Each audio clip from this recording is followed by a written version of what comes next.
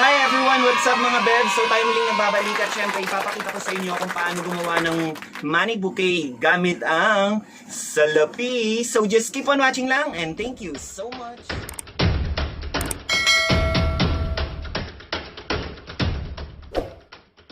So yun na nga mga bebs, bali naisipan namin i-surprise si Camila. Before nakita nyo gumawa na ako ng surprise na yung sa cake yung inihila during the gender reveal ng aking pinsan.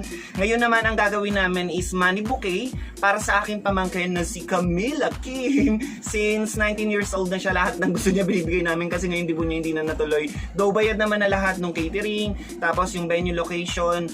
Kaso, due to pandemic, hindi matuloy-tuloy. So, let's go and start doing the money bouquet. Bali, nagawa ko na yung iba kasi nalobat lang yung phone ko, hindi ko na ganong na-videoan. But don't you worry, I'm gonna show you kung paano ko to ginawa, one by one. Then after that, we can proceed doing the money bouquet. So, just keep on watching lang mga bebs. Bali, papakita ko na sa inyo ang ating mga gagamitin para sa ating money bouquet. Siyempre, kailangan natin ng pera at siyempre ng stick at ng scotch tape. Kailangan natin gumamit ng tape dispenser kasi sobrang dami nito. Kung imamano-mano mo siyang aalisin, grabe, baka sobrang tagal na. Then later on, I'm gonna show you yung other materials na i-adlib ko na lang. Siguro mga crepe paper na lang.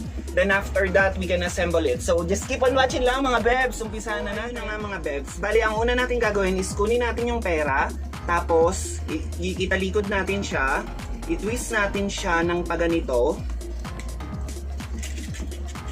Ayan, bali ganito ang pagka-twist niya. And then after that, lalagyan natin to ng tape. Ganito lang mga bebs. Tapos, medyo hihilahin nyo to.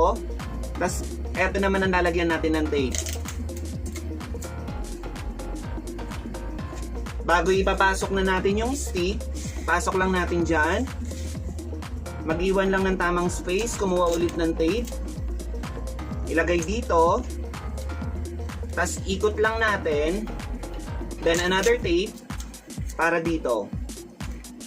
At dyan tayo makakabuo ng isang petals. Ulitin natin mga bebs para mas maliwanag. Kukuha ka ng pera, sa likod ka mag-uumpisa, kunin mo to. Pag kunikin mo to, saka mo i-ganito. Ayan. Lalagyan natin ng tape. Good luck pagkatapos ng birthday. Kung paano to aalisin, tiyagaan talaga sa pag-aalis. And then hihilahin mo tong nasa gitna. Ayan. Para magkaroon ng puwersa at mag-shape yung ating pera. Kumuha ng stick. Ilagay sa gitna. At mag-alat ng space. Bali, dapat ang gagawin ko yung may styro sa gitna. Pero isa-set up ko na lang to ng yung ini-scotch tape kung paano sinet up ng mga taga-dangwa yung bulaklak. So dyan, as simple as that. So just keep on watching lang. Then I'm gonna do the rest. Sobrang dami pa nito mga bebs.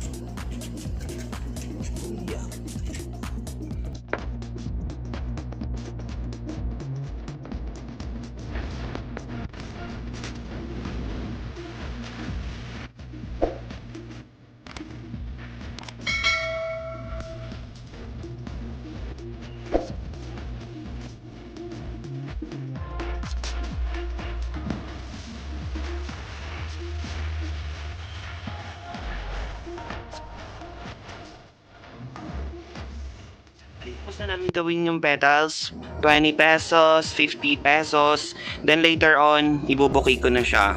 This is actually worth of 4,000 pesos, 2,000 by my brother Rodrigo, 1,000 to my sister, Ola, and then 1,000 to Paul Louie. Ako, effort. Tapos na namin gawin yung mga petals niya.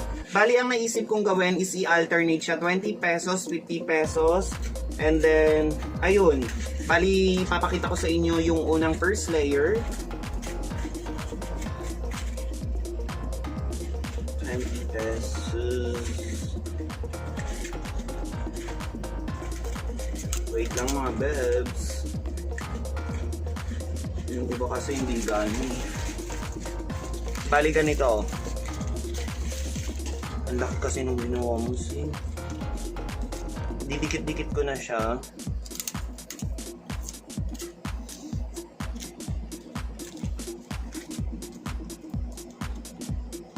Alternate lang natin siya mga bebs.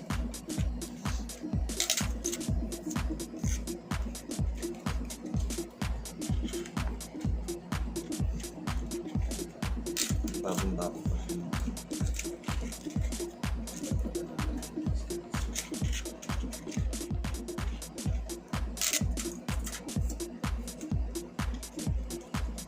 Then I think 50 pesos will close the circle.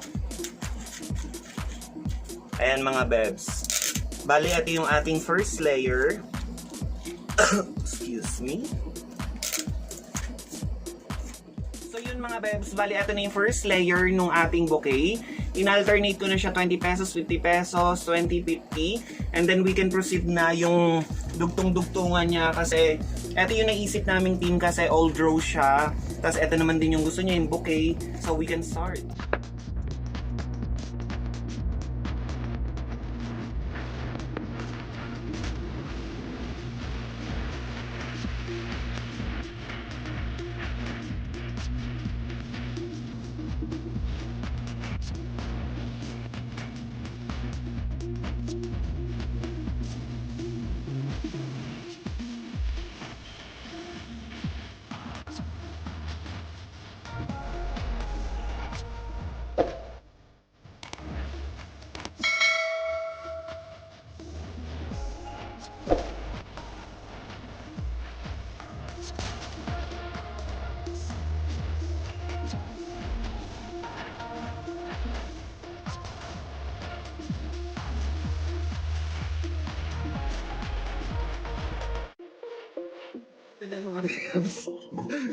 Hindi na siya naging bukay, naging puno.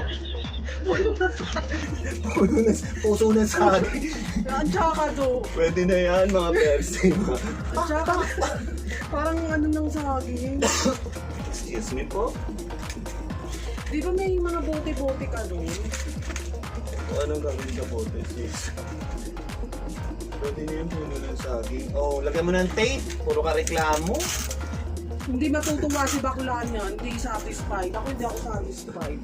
Hindi daw sila satisfied. Parang yung saging na mahaba. Yung pag ano na saging, di ba? Yung saba. Oh. Hindi na siya money bouquet. Ano na siya? Saging bouquet. Pwede na yun? Or di ko po. Wala kasi kaming styrofoam pang gitna kaya ganyan nangyari. Meron may style dun do. Yung sa aircon ni Paloy. Gano'n ko yun. Nilagay ko dun sa box. Ang laki pa naman nun. Maganda naman. Ang tsaka talaga. Mga bebs, hindi na bouquet ang nagawa namin. Ang nagawa namin is puso ng saging.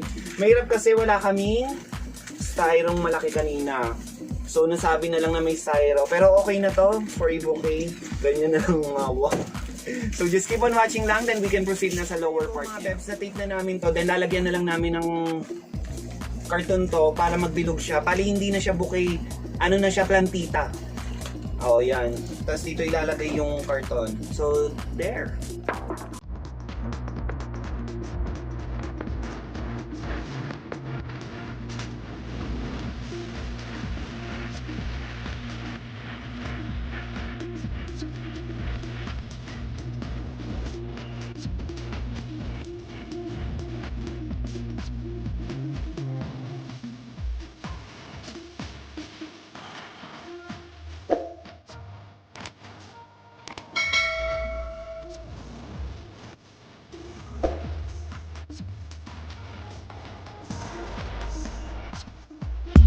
Bali tapos na yung pinaka-base, tapos yung pinaka-plantitas bouquet. Bali natatayo na din siya. Lalagyan ko na lang to ng something flowers para hindi na to ganong halata. So just keep on watching lang. Natin is script paper lang. So ang gagamitin ko is yung color white. Ang gagawin lang natin is kunin yung dulo-dulo. Tapos saka bago natin siya i-cut-cut. Ayan, 1, 2, and then 3. Tapos, hatiin lang sa gitna. Eto, papakita ko sa inyo. Aking gunting.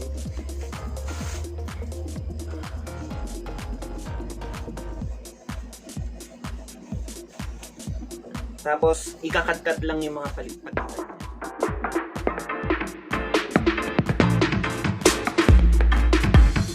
So yun mga bebs, bali pagkakat na ng mga dulo-dulo, isutupiin lang natin siyang parang yung ginagawang fan. Alternate lang na pa ganito.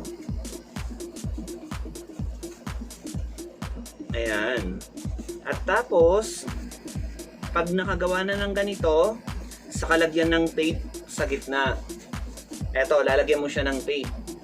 At pag nalagyan mo na siya ng tape, ganito ang mangyayari dyan. Gupitin lang ng pa-triangle yung dulo-dulo. Triangle. Pag ganito. Ayan, tingnan mo. Saka na natin siya ibubulat-lat isa-isa. Tama ba ibubulat-lat? Tama. Eto, bali ibubuka mo siya ng paganito. And then other side pa ganun din. Tapos, isa-isa mo na siyang ibubulat-lat. Like this.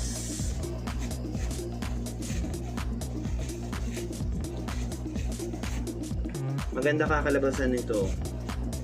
Chill lang kayo mga bebs. Ikakat pa yan. Ayan. Basta just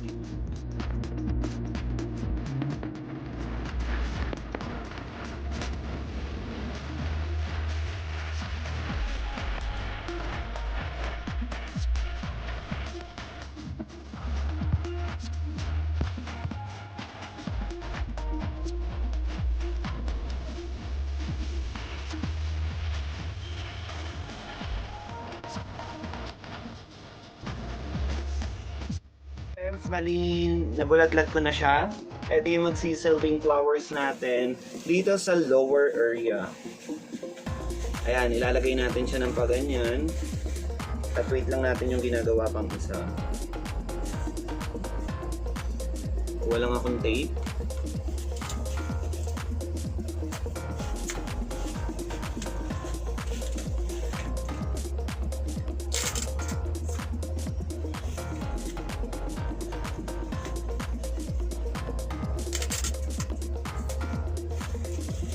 Ito today.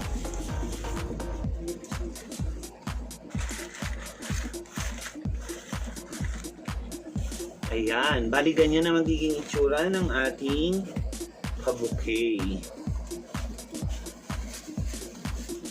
Ito today.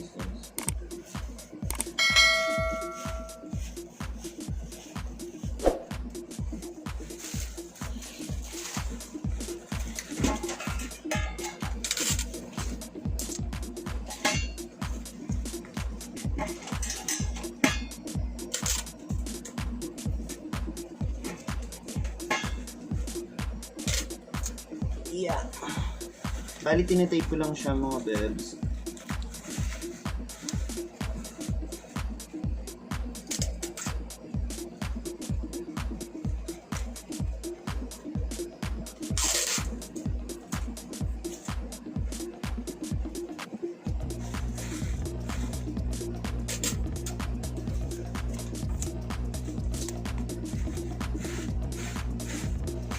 Ayan. Bali, papakita ko sa inyo yung pinaka-previews ng ating